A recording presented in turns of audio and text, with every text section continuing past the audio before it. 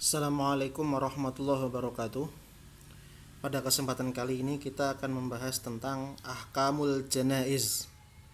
Janaiz di sini adalah jamak dari jenazah. Jadi ini adalah segala hal yang berurusan dan berkaitan dengan jenazah. Apa yang dimaksud dengan jenazah itu? Yang pertama, secara bahasa dikatakan bahwasanya jenazah itu berasal dari fiil janaza yajnizu janzan yang berarti satarohu wa jama'ahu, menutupinya dan mengumpulkannya. Sementara janaiz itu adalah jamak dari jinazah, jinazah, janazah. Jadi bisa jinazah atau janazah. Apa arti jinazah atau janazah itu? Artinya adalah mayit. Dan secara umum dikatakan bukan jinazah tapi dikatakan dengan janazah, yaitu bil fathi, dengan fathah, bil janazah. Dan artinya adalah mayit yang berada di atas ranjang. Jika nggak ada mayit maka janazah bermakna ranjang saja atau naksyun. Naksyun ini adalah peti mati. Jadi itu adalah jenazah secara lughatan. Adapun secara istilah, tidak ada secara istilah. Jadi dalam artian jenazah secara bahasa dan secara istilah itu ya mayit itu tadi. Kalau nggak mayit ya peti mati. Tidak ada istilah khusus untuk jenazah. Jadi secara istilah dan secara bahasa jenazah itu artinya sama. Nah sekarang taghzilun nisa, memandikan wanita. Wanita itu dimandikan oleh siapa? Nah ini sebelum kita bahas terjadi perbedaan pendapat, ada sebuah kaidah. Pada mulanya al-aslu atau pada dasarnya, seorang laki-laki tidak boleh memandikan kecuali hanya laki-laki saja. Jadi laki-laki hanya boleh memandikan laki-laki pada awalnya. Dan juga begitu pula wanita tidak boleh memandikan kecuali hanya wanita. La yughassilu an-nisa'u illan nisa'a. Nah ini dalam artian laki-laki hanya boleh memandikan laki-laki, wanita hanya boleh memandikan wanita. Ini adalah hukum asalnya. Jikalau ada laki-laki memandikan wanita atau wanita memandikan laki-laki, maka itu hukumnya ada ketentuan-ketentuan khusus. Tapi pada dasarnya laki-laki hanya boleh memandikan laki-laki dan perempuan hanya boleh memandikan perempuan. Itu pada dasarnya. Nah sekarang terjadi perbedaan pendapat dalam hukum bagaimana seorang suami memandikan istrinya. Suami memandikan jenazah istrinya. Itu terbagi menjadi dua madhab. Terjadi perbedaan pendapat. Madhab awal atau madhab pertama yaitu madhabnya Imam Abu Hanifah atau Hanafiyah di sini, berkata bahwasanya laisa lizaud ghusluha. Jadi suami tidak boleh memandikan istrinya. Suami tidak boleh memandikan jenazah istrinya. Dan itu adalah pendapatnya Tsauri, dan itu adalah pendapatnya Hanafiyah. Tsauri ini adalah ulama dari Hanafiyah. Kenapa? Karena meninggal itu berarti perceraian. Nah ini, karena meninggal itu berarti perceraian. Dalam artian orang kalau udah bercerai ya nggak halal lagi gitu loh. Ini adalah pendapatnya Tsauri, yang dimana Tsauri ini adalah Hanafiyah. Mengapa suami tidak boleh memandikan jenazah istrinya? Karena dengan kematian itu adalah ya hampir sama dengan cerai, dalam artian ya pisah itu. Udah pisah dan boleh menikahi saudarinya dan juga boleh menikah wanita selainnya itu. Itu menurut pendapatnya Tsauri, yang dimana Tsauri ini dari Hanafiyah. Nah sekarang pendapat yang kedua. Pendapat yang kedua ini adalah pendapatnya Malikiyah dan juga pendapatnya Syafi'iyah. Ulama-ulama Malikiyah sama ulama-ulama Syafi'iyah. Dan juga pendapat yang masyhur dari Hanabilah. Ini berpendapat bahwasanya satu lagi, wa qaulun indal Hanafiyah. Nah, salah satu qaul dari Hanafiyah. Jadi yang yang madhab pertama ini memang pendapatnya Hanafiyah, tapi itu hanya adalah salah satu qaulnya yang asoh. Qaulnya Hanafiyah yang paling kuat. Nah, ini yang pendapat kedua adalah qaulnya Malik Hanafiyah yang tapi tidak kuat. Nah, ini bahwasanya pendapat kedua ini berpendapat bahwasanya suami boleh memandikan istrinya saat sudah meninggal. Itu pendapat yang kedua. Dalilnya karena Ali radhiyallahu taala, Ali radhiyallahu anhu ini, Imam Ali itu memandikan Fatimah, dan riwayatnya ini masyhur dan tidak ada satupun sahabat yang mengingkarinya. Maka ini disebut sebagai ijma. Nah, ini. Jadi sekali lagi saya ringkas, pendapat pertama pendapatnya Hanafiyah yang qaul asoh. Jadi Hanafiyah ada dua qaul asoh sama qaul yang lainnya. Hanafiyah qaul asoh, qaul yang paling kuat ini mengatakan bahwasanya tidak boleh, suami tidak boleh memandikan istrinya yang sudah meninggal karena kematian itu seolah-olah perceraian. Tapi kalau menurut pendapat yang kedua, yaitu Malikiyah, Syafi'iyah, sama qaul Hanabilah, dan juga qaul lain dari Hanafiyah yang enggak masyhur, yang kalah kuat dari Hanafiyah yang awal, itu suami boleh memandikan istrinya saat sudah meninggal. Kenapa? Karena Imam Ali pernah memandikan Fatimah dan tidak ada satupun sahabat yang mengingkarinya. Oke, itu. Nah, sekarang ada terjadi perbedaan pendapat.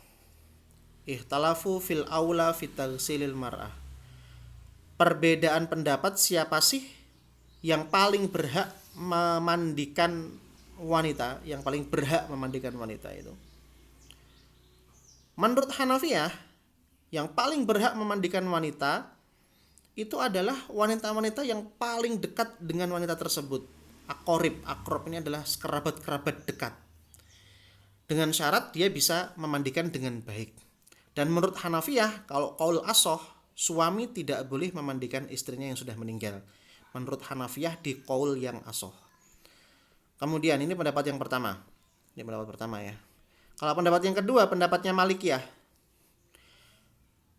Wanita tidak hanya bisa dimandikan oleh wanita. Tetapi meskipun begitu, laki-laki atau suaminya boleh memandikan istrinya. Gitu. Menurut Malikiyah.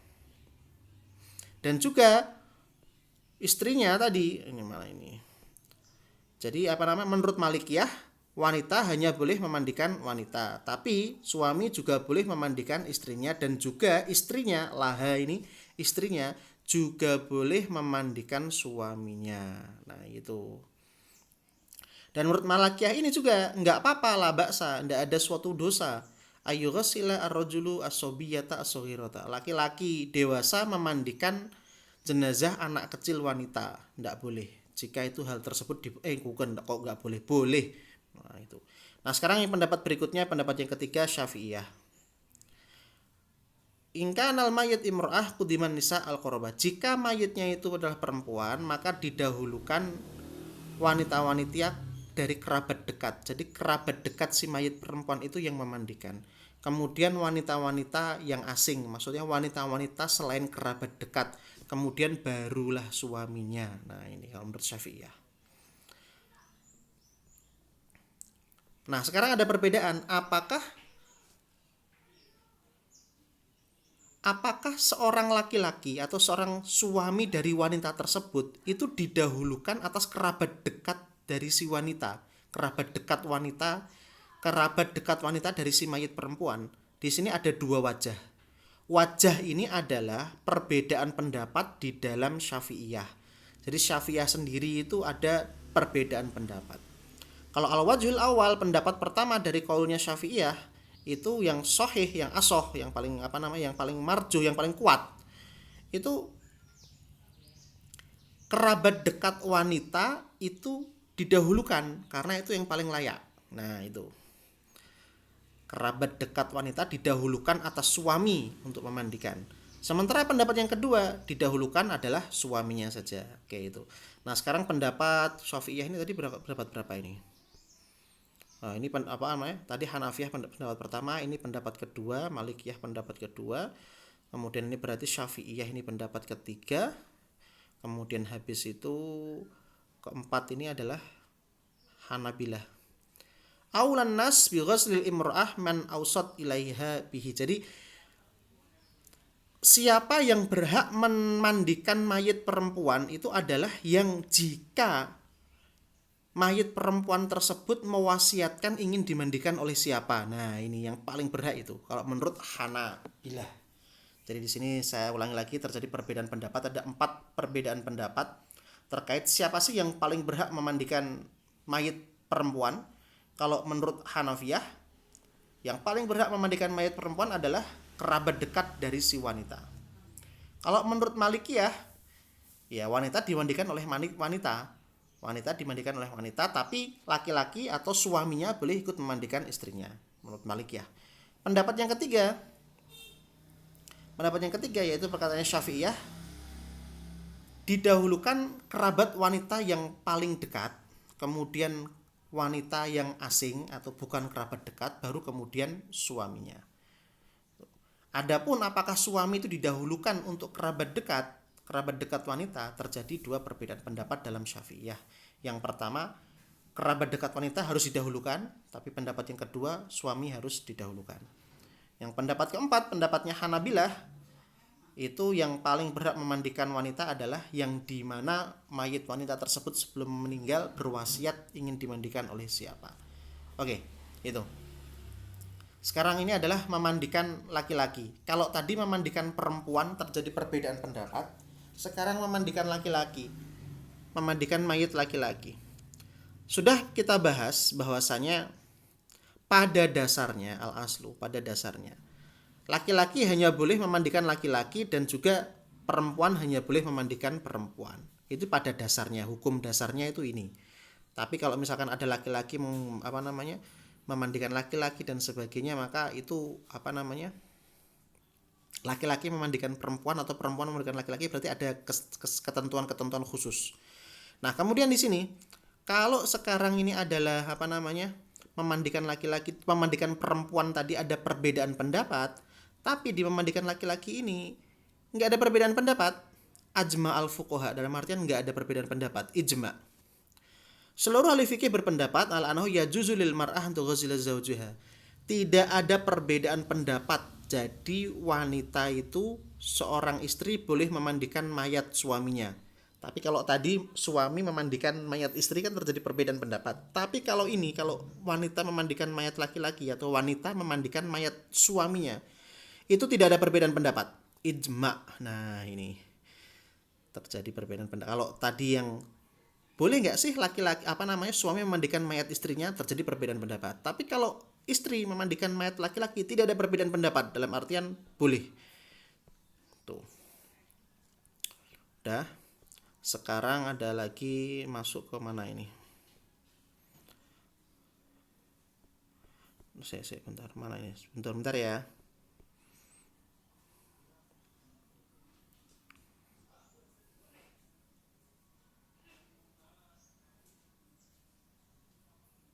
Nah, ini kemudian ada perbedaan, ada permasalahan tentang melebih-lebihkan dalam kain kafan atau berlebih-lebihan dalam mengkafani mayit. Bahwasanya mengkafani mayit dengan berlebih-lebihan atau membuat sesuatu tersebut menjadi sangat mewah itu tidak boleh. Bukan tidak boleh sih, tapi makruh. Tukrohu ini makruh. Ittafaqal fuqaha, dalam mana ijma, enggak ada perbedaan pendapat. Jadi mengkafani mayit secara berlebih-lebihan itu makruh. Dalilnya dari sunnah, ada lagi dalilnya dari ijma, dan juga ada dalilnya dari makul. Jadi makruh. Nah, sekarang menyolati sholat jenazah. As-sholatu alal jenazah. Sholat jenazah. Terjadi perbedaan pendapat di sini. Ihtalafal fuqaha fil aula bisolah ala janazah ala thalathati madzahib. Terjadi perbedaan pendapat di kalangan ahli fikih. Siapa sih yang paling berhak untuk menyolati jenazah? Paling berhak untuk menyolati jenazah di sini dalam artian siapa yang paling berhak menjadi imam dalam sholat jenazah? Nah, ini terjadi ada 3 madhab. Madhab pertama itu adalah madhabnya Imam Abu Hanifah dan juga salah satu qaul dari Malikiyah. Dan juga perkataannya Imam Syafi'i, madhabnya Imam Syafi'i di Qadim. Qadim ini adalah hasil ijtihadnya Imam Syafi'i saat beliau masih berada di Irak. Jadi Imam Syafi'i itu punya 2 qaul Qadim sama qaul Jadid. Qaul Qadim ini saat beliau masih hidup di Irak, sementara qaul Jadid saat beliau pindah ke Mesir. Nah, Syafi'i ada 2 qaul Qadim ini adalah qaul fil Qadim. Mazhab pertama mazhabnya Abu Hanifah, kemudian Malikiyah, salah satu qaul dari Malikiyah, sama Syafi'i ini adalah dalam Syafi'ah di Qadim, bahwasanya yang paling berhak untuk menjadi imam sholat jenazah itu adalah walinya. Walinya. Jika nggak ada, maka adalah pemimpin di wilayah tersebut. Imamul Hayy ini adalah pemimpin di wilayah tersebut. Nah, gitu. Gitu ya. Jadi menurut pendapat pertama yang paling berhak adalah walinya, baru kemudian kalau nggak ada walinya maka pemimpin di daerah tersebut.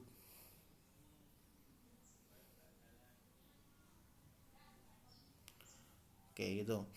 Kemudian habis itu pendapat yang kedua, pendapatnya Malikiyah sama Hanabilah, bahwasannya yang paling berhak untuk mengimami sholat jenazah itu adalah yang dimana si mayit berwasiat ingin disolatkan oleh siapa. Nah ini itu pendapat yang kedua. Kemudian pendapat yang ketiga yaitu adalah pendapatnya Imam Syafi'i fil jadid. Nah saat Imam Syafi'i sudah berada di Mesir, bahwasanya yang paling berhak mengimami sholat jenazah itu adalah wali yang paling dekat dan juga laki-laki. Nah wali apa namanya? Wali atau kerabat dekat laki-laki. Wali atau kerabat dekat laki-laki dari si mayit itu yang paling berhak untuk menyolati. Itu. Nah sekarang ada perbedaan pendapat, ada pertanyaan, kenapa sih Imam Syafi'i hasil ijtihadnya di Irak sama di Mesir kok kadang-kadang berbeda? Ya karena beda waktu, beda tempat. Ketika beda waktu sama beda tempat, pasti kondisinya juga berbeda. Saat kondisi berbeda membutuhkan hasil ijtihad yang berbeda-beda. Nah ini adalah dalil-dalilnya yang digunakan oleh mazhab pertama. Ini dalil pendapat pertama. Kemudian ada lagi dalil pendapat yang kedua. Dalil pendapat kedua bawah ini. Kemudian ada lagi dalil pendapat yang ketiga. Dalil pendapat ketiga. Dalil pendapat yang ketiga itu.